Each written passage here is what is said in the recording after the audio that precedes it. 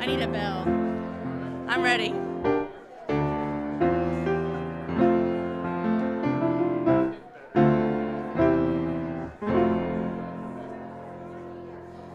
Good morning, everyone.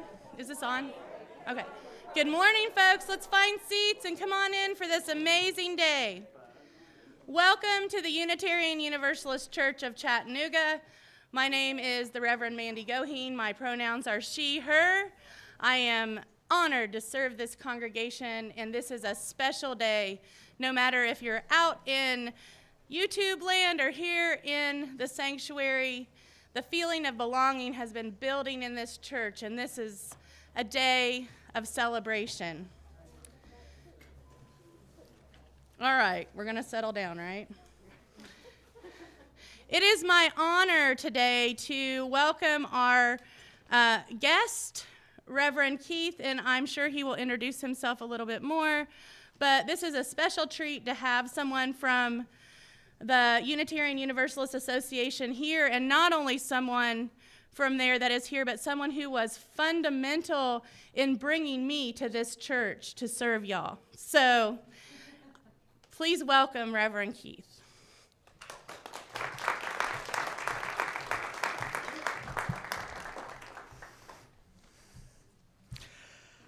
Good morning. I'm Reverend Keith Cron. I direct the Transitions Office for our Unitarian Universalist Association. It is good to be back in Tennessee. I was born in Knoxville, became a UU in Lexington, Kentucky, and was last here doing the Beyond Categorical Thinking in November of, I can't remember the year now. I just remember it was a Sunday that the time changed because it got dark very quickly. But it is good to be back and good to be with you for this historic day. Our opening words this morning come from Unitarian Universalist minister, the Reverend Robert Fulgham.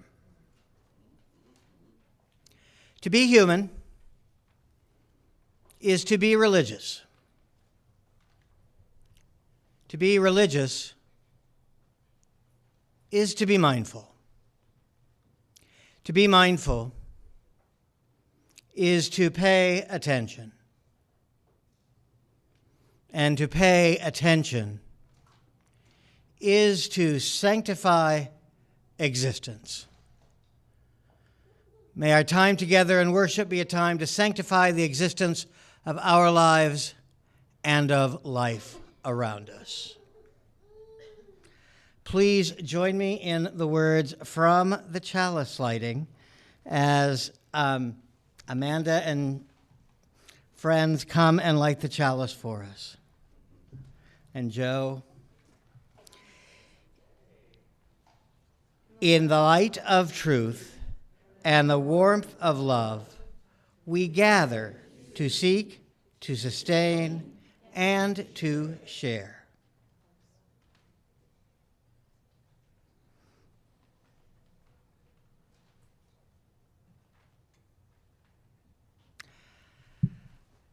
Our opening song is hymn number 159.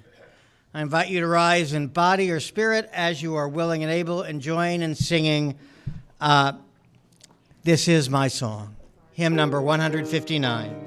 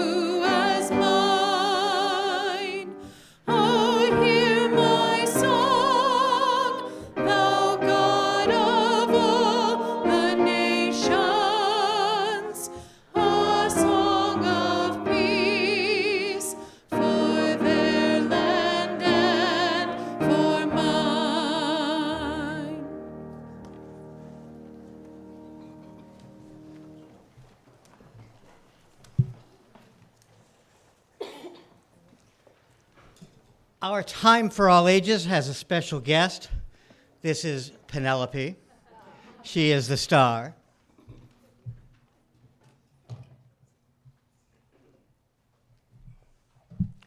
She is the star of the story We Don't Eat Our Classmates by Ryan Higgins.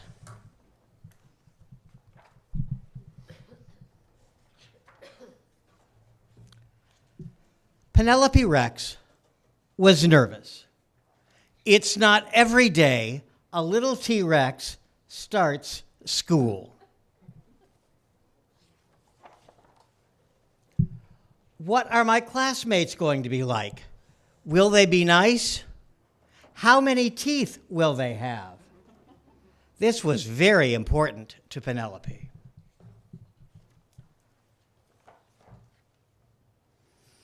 Penelope's mom bought her a new backpack with ponies on it. Ponies were Penelope's favorite because ponies are delicious. Penelope's dad packed her a lunch of 300 tuna fish sandwiches and 1 box of apple juice. Finally, the big day came. And Penelope Rex was very surprised to find out that all of her classmates were children.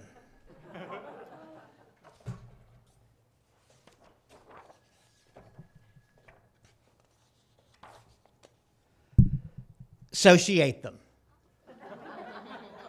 Because children are delicious. Penelope Rex said, "Mrs. Nudelman, we don't eat our classmates. Please spit them out at once." So she did. It was not the best way to start school. Still, Penelope was determined to have a good first day. She tried hard to make friends at recess, but standing at the bottom of the slide with her mouth open didn't help. She finger painted some of her best work, but a finger painting of a dinosaur eating of a child didn't win her any friends. She even invited Griffin Emery to sit next to her at lunch. "You can sit here." He didn't. Penelope started to notice that everyone was making friends at school but her. And it was lonely. When she got home, her dad asked her about her first day of school. "I didn't make any friends," said Penelope. "None of the children wanted to play with me." "Penelope Rex, did you eat your classmates?" her father asked. "Well, maybe, just a little bit," she said. "Sometimes it's hard to make friends," said her father, "especially if you eat them. You see, Penelope, children are just the same as us on the inside, but they're just tastier." This gave Penelope a lot to think about. The next day, Penelope tried really hard, but poor Penelope, she couldn't stop herself from eating her classmates. "Mrs. Nudelman, Penelope ate William Momoto again." And all the students were afraid of her. Except for Walter. Walter was the goldfish. So Penelope tried to make friends with him. "Will you be my friend?" she asked. And she reached her finger into the bowl to pet Walter, and Walter went chomp. "Eee," cried Penelope, "he's eating my finger. Wah!"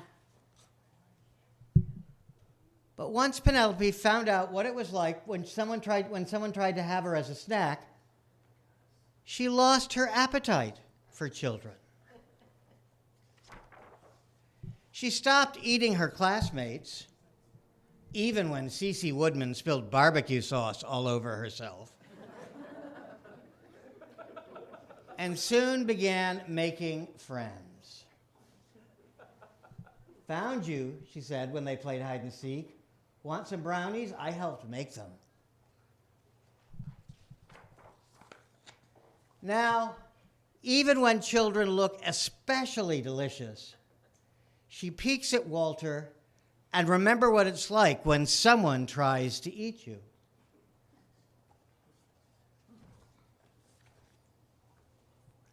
And Walter the goldfish stares right back and he licks his lips.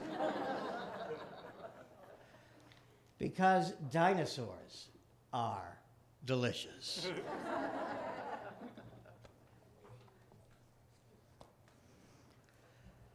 Let me invite all children and youth to make their way to religious education. Please join me in the children's recessional.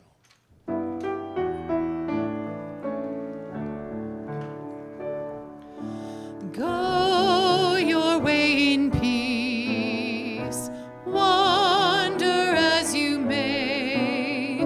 Blessed is the path you take. May love guide you on your way.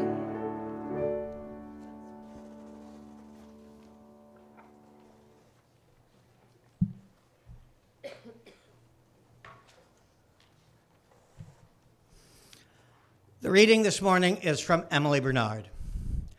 Emily Bernard is a writer, wrote the book Black is the Body, about racism. And in it, she tells the story of one night when she was a graduate student at Yale University. She was in a coffee shop, and a young man walks in and stabbed her and other people in the coffee shop.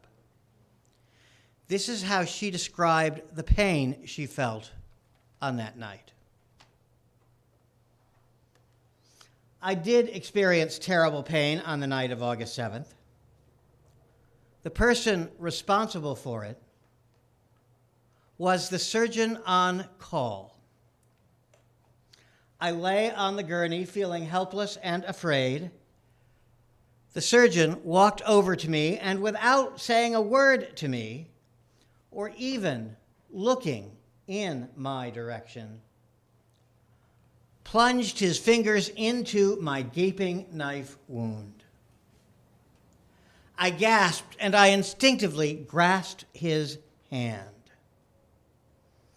It was only then that the man looked at me and said icily, "Don't touch my hand." His eyes were Aryan blue and as cold as his voice. I asked questioning about what was happening to me, and he refused to respond. Only the attending nurses treated me with any kindness or respect.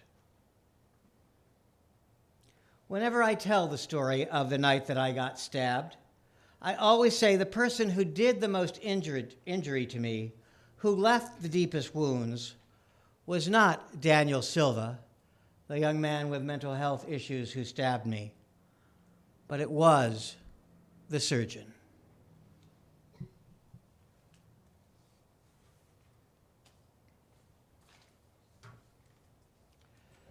Our meditation this morning is unclenching.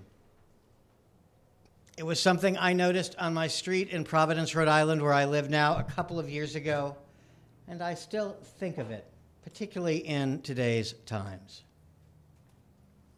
It was nearly a perfect summer day for a walk. I wasn't alone. My favorite sighting on my street in Providence was a woman walking her adorable French bulldog down the street.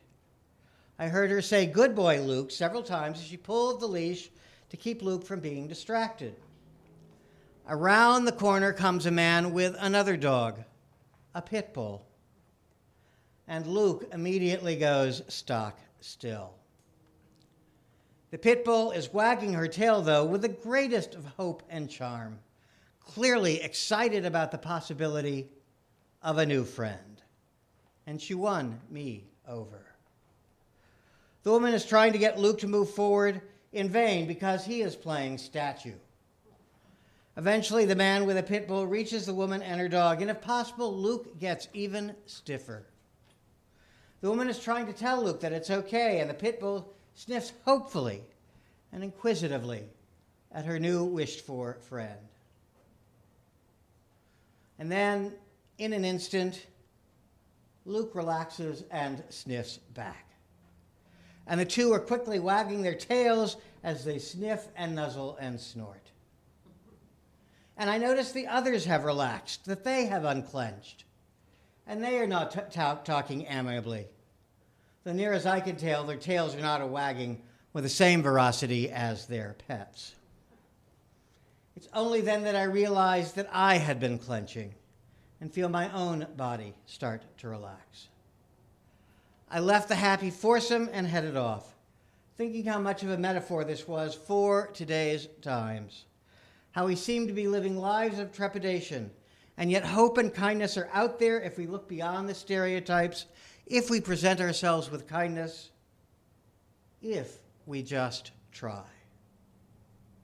I think about the reputations that pit bulls have, and yet she was the kindest of all. Maybe in these trying and difficult times, we need to be a little bit like the pit bull in whatever way we can, offering a little hope and kindness to those new friends we might make.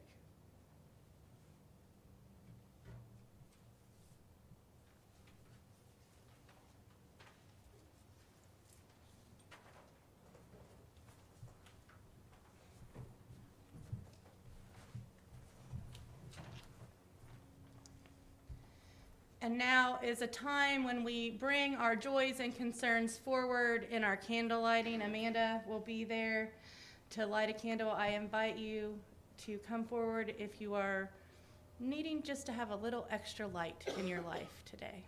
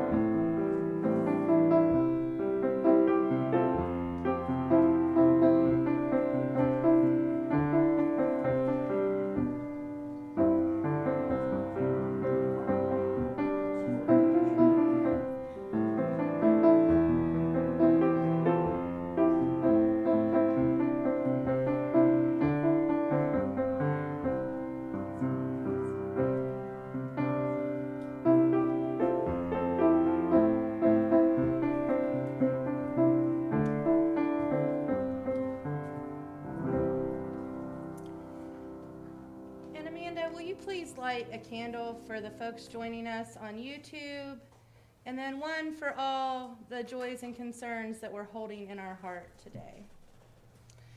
And Jennifer, I would like to invite you to tell us what's happening next. Yes. I'm going to take Penelope in case. Oh.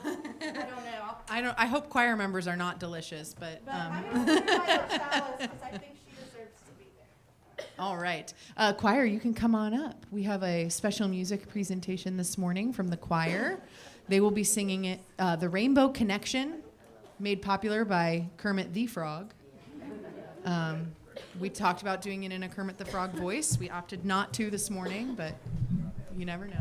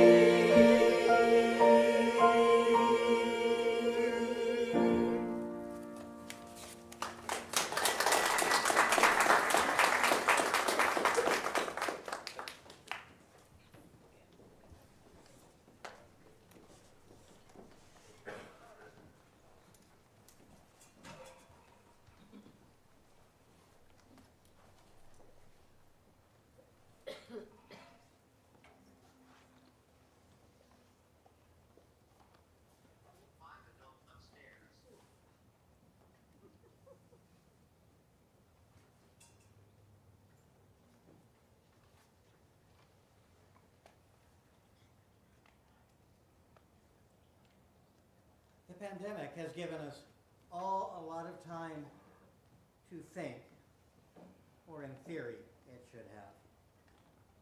I've been thinking a lot about the future of religion and what its future might be here in the United States. And in particular, I've thought back to one particular moment just a couple of years ago from the city of Pittsburgh, when the man walked into the synagogue and opened fire, killing any number of people.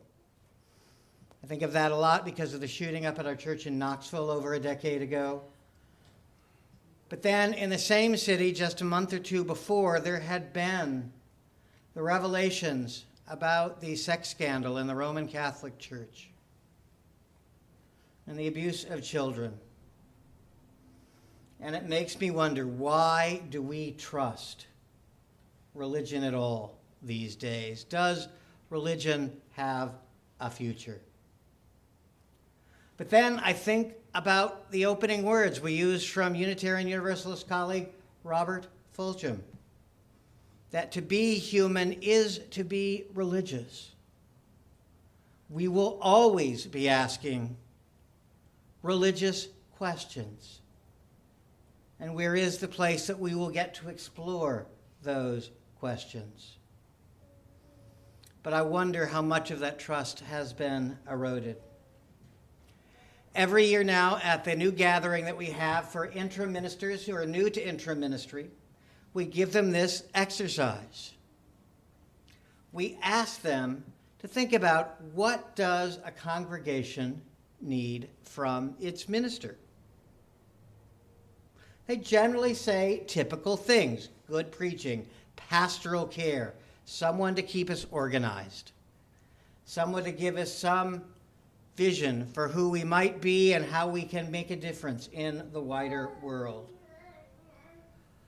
What has struck me now in 3 years of leading this exercise with ministers, not one minister has said what a congregation needs most from its minister is to build trust and to do no harm. But then, as I've thought about working with search committees over the last 12 years, I've not heard a search committee say what they want from a minister is someone who will build trust with us and do no harm. Maybe it's time for us to think intentionally about that. How do we build and rebuild trust in religion? How do we show up for ourselves? How do we show up in the world? How do we live our values and take stands against the violence that happens? 24 years ago, I was asked by our congregations in Wyoming to go and visit them following the death of Matthew Shepard. If you don't remember the story, Matthew Shepard was a young gay man who had been tied to a fence and left to die in Laramie, Wyoming. At the time, only 2 denominations actually showed up to make any kind of a religious statement of support against these hate crimes. It was myself and the Metropolitan Community Church. And I remember the minister of the church in Laramie asked me to come up to say a few words, but just to be present with him during these extraordinary times, and then we would go to the actual fence and put down some flowers and remember Matthew's life for what it was and what it could have been. I agreed to do that. I showed up that Sunday morning with Steve, a brand new minister. Steve read a letter that someone had sent from another congregation and then turned to the congregation and said, "And now Reverend Keith Cron will lead the sermon for you this Sunday morning." I was caught completely off guard. I don't remember what I said. I do remember it was important to just be there and to show up.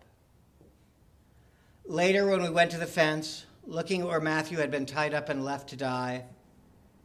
Steve put down some flowers that we had gotten at the store on the way over, turned to me and said yet again, "And now Reverend Cron will lead the memorial service for Matthew Shepard."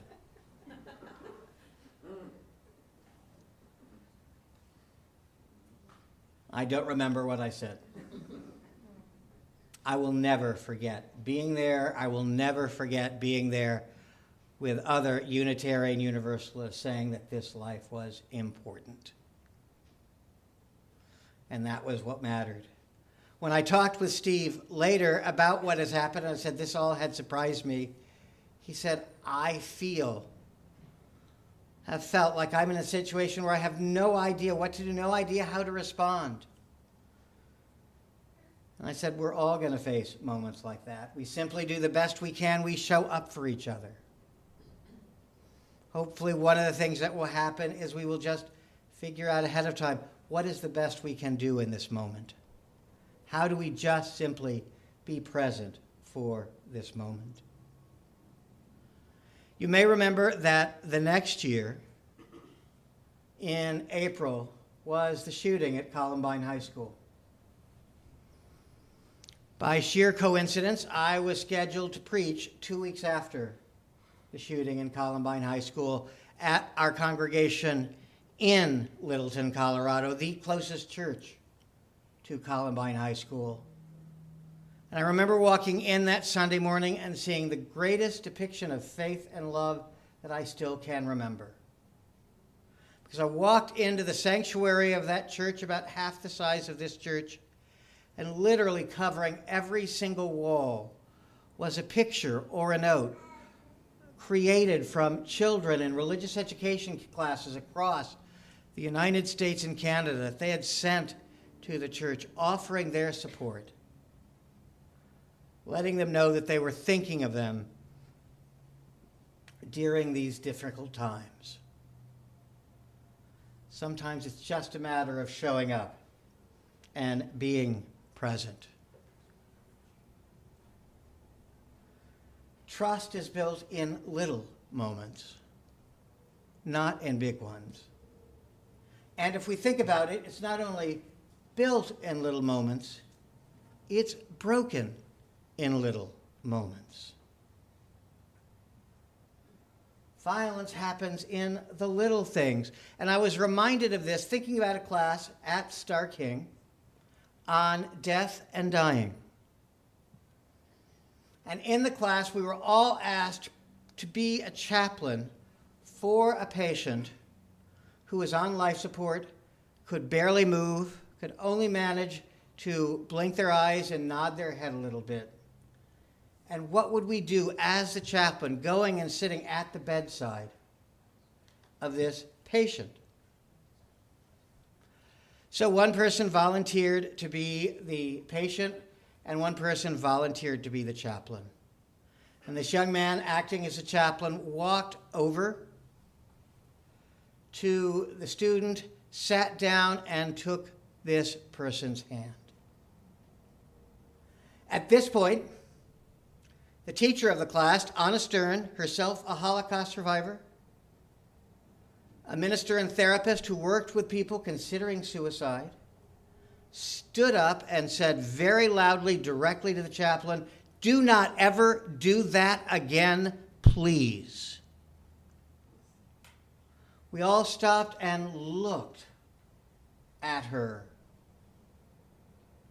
And she went on and she said, "I want you to think about this particular moment and this particular patient.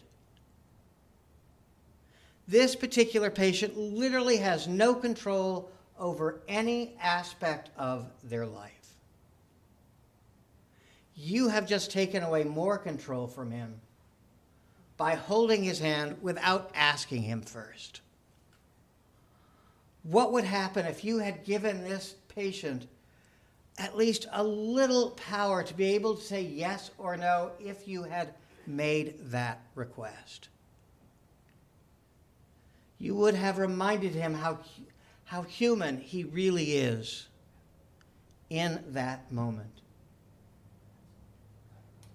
I carry that story with me for the last 30 years as I think about trust and ministry. I was talking a few years ago with a friend of mine at the UUA who had a son who lived in Cleveland, and he was going to Cleveland to see his son. And he was taking his son and two of their friends to a baseball game in Cleveland. And as they were driving in Cleveland, they passed our congregation on the west side of Cleveland, Rocky River, and they noticed a huge Black Lives Matter sign, a huge welcoming congregation banner. And immediately, the three young men, all in their 20s, in the back, started talking about, well, if I were going to go to church, that's the church I'd want to go to. This is a church that actually means something to me. And as my friend John was telling me the story and how excited his sons were, I wondered, what would happen to them if they showed up in church? They'd show up wanting to make a difference, and they'd be told, absolutely, you're welcome. But in how many of our congregation would they be told, you would be welcome as long as you act like the 60 and 70-year-old people in our church? As long as you join the same committees as the people who are already here in the church, and as long as you give at the same level as the people in our church. We often do this for people of other historically marginalized groups. As long as you act like us, as long as you think exactly like us, you would be welcome here. I think that's not how we build trust in religion. There are times when we can be, unfortunately, as fundamentalist as those that so many of us, including myself, tried to escape. This could be a golden moment for Unitarian Universalism. We need a religion where people of multi-theologies and multi-faiths and multi-identities can be together as one. There may not be another faith in the world that allows that, like we do. And I wonder, can we be that? Can we be the place that tries to do no harm, build trust? Can we reach out and be there for those who need us? Or will this simply be a moment where we simply say we must be like we have always been and get smaller and smaller? Do we need to do ministry, or do some of our congregations simply need a chaplain who will sit with us at our bedside? The Nigerian author Chimamanda Adichie talks about the danger of the single story. And she says, the single story creates stereotypes, and the problem with stereotypes is not that they are untrue, but they are incomplete. They make one story the only story. Our religion can be so many stories. Will we allow ourselves to be more than a single story? Or will we continue to commit little acts of violence and make us just one story? How do we unclench? How do we do no harm? How do we choose to pay attention, sanctify existence, be religious, and be human together? Bob Kimball, who was the dean of my seminary when I was there some 30 years ago, told me this story that I also never forget. He was sitting in a meeting of the other deans of the other theological schools in the area, and they were having this conversation, and he had one opinion. The dean of the Lutheran school had another opinion, and what he said surprised him were that the other 7 deans were spending the entire meeting trying to help them believe exactly the same thing. And he finally said to them, Fred and I have a difference of opinion, and we are also friends. We will be friends long after this meeting is over, long after whatever decision has been made. I'm more interested in hearing what you believe and then us figuring out what we can do, as opposed to just simply trying to make us feel better. How can we be more than one story and disagree? That story gives me some insight. How do we not run from a diversity that I think will strengthen us?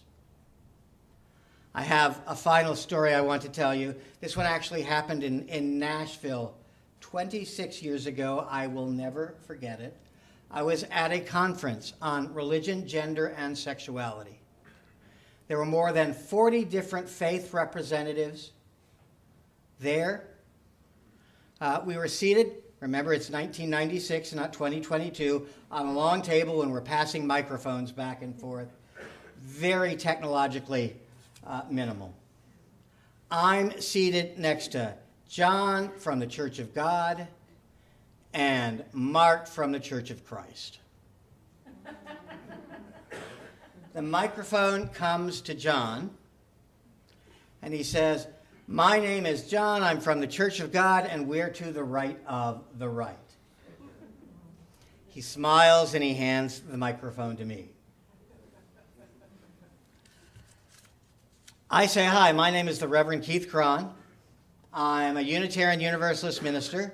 Currently, I direct the Office of Bisexual, Gay, Lesbian, and Transgender Concerns for the Unitarian Universalist Association," at which point I have to stop talking because John and Mark are scooting their chairs away from me.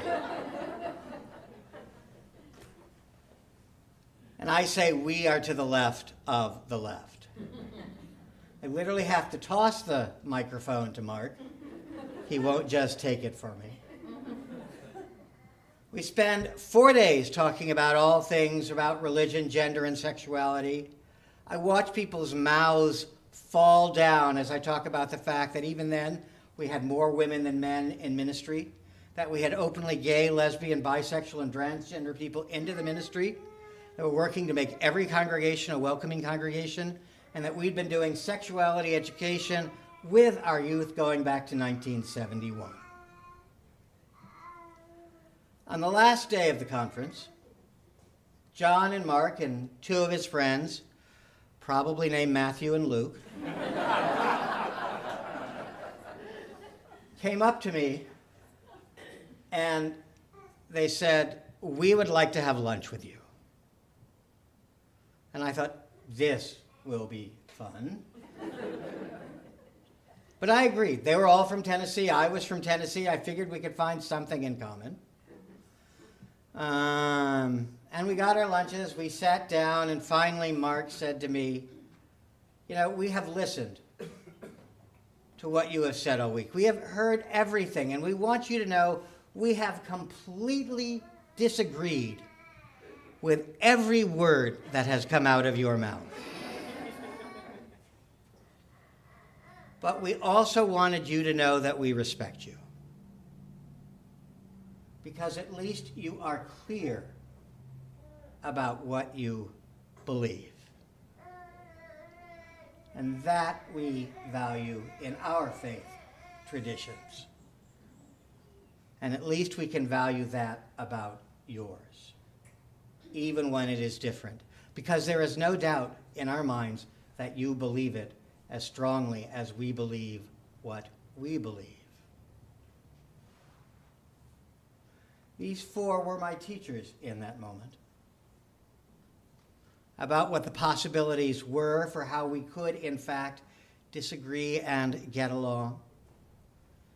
And I got to be their teachers a moment later when one of them tentatively, very tentatively asked me if I knew anything about football. And they were surprised that I knew more about football than all four of them combined, that I had worked my way through college as an intramural football referee. I knew more about the rules than they did. I knew more about Tennessee's football future than all four of them did. We all got to be more than a single story. with each other. We all got to be human and religious with one another. And that is my hope, that as we strive to do no harm, as we strive to build trust, as we strive to rebuild religion after these last few years and all that we've seen in the world, that we can take the steps and show up together in all the different ways that we're human, in all the different ways that we believe, and can be present together and create a new next normal for what religion can be. Amen.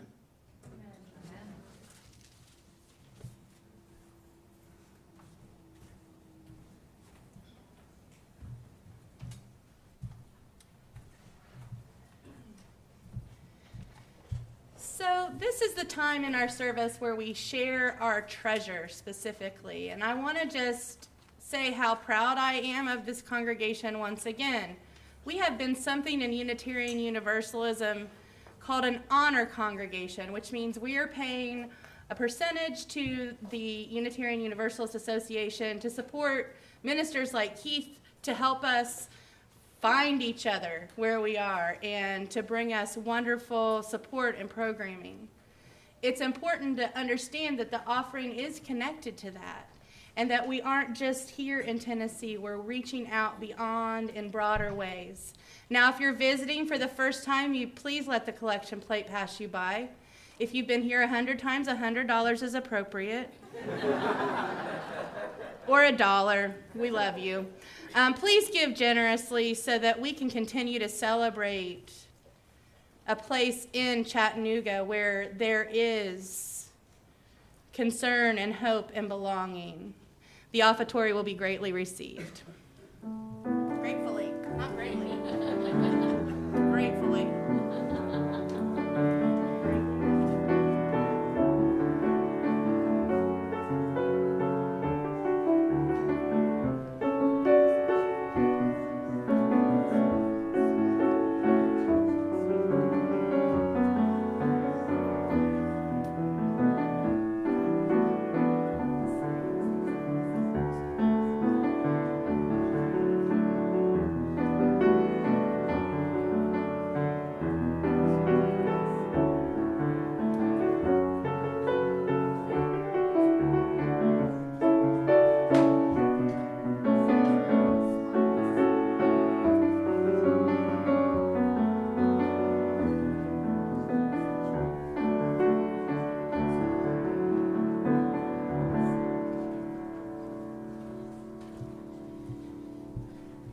And a shout out to Penelope the dinosaur for receiving the offering for us today. Please join me in our offertory response. It is our mission. We give these gifts freely, committed to our mission to care, create beloved community, awaken hearts and minds, resist injustice and act with compassion, embrace life and care for the earth. To this work, we dedicate our offerings. Please rise in body and or spirit, both here and at home, and join us. It's in the teal hymnal, number 1017. We're building a new way. Are we going to do any lyric switch up or sing your appropriate pronouns? We are building a new way. We are building a new way. We are building a new way, feeling stronger every day. We are building a new way. We can feel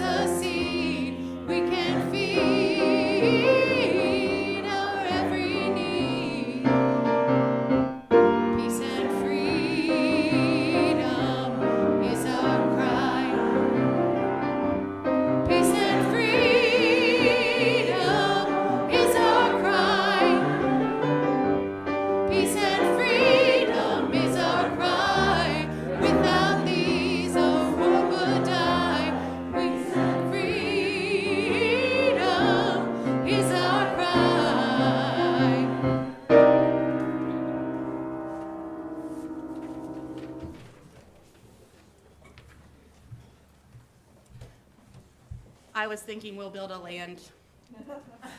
It's building, so. Amanda is going to extinguish our chalice, and I want you to really hear these words today. These are for you. Please join me. We extinguish this flame, but keep the light of truth, the warmth of community, and the fire of commitment. These we carry in our hearts and share with all the world.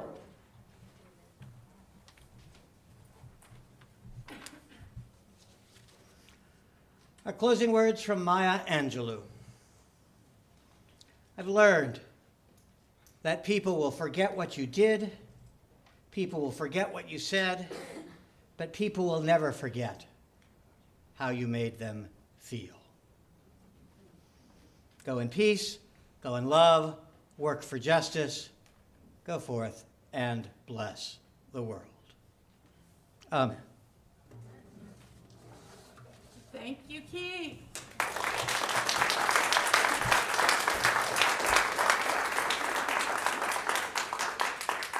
So if you're new around here and don't know what's going on, we will be ordaining Amanda Schuber this afternoon at 2 p.m.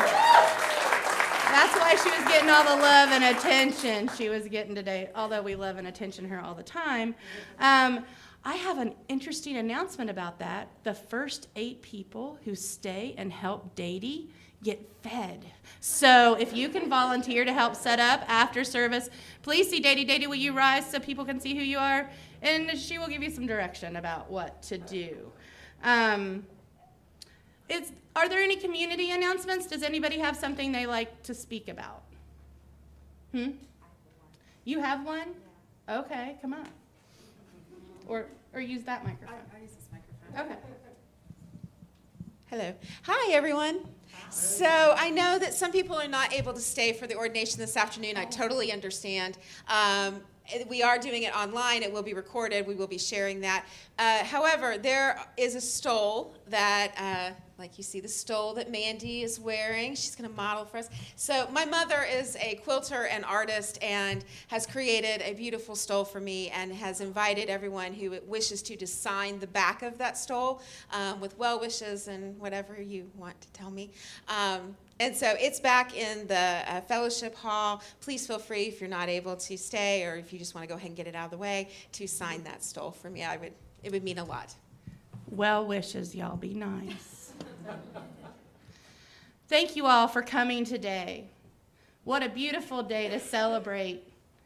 It feels like the church is just waking and waking and waking up.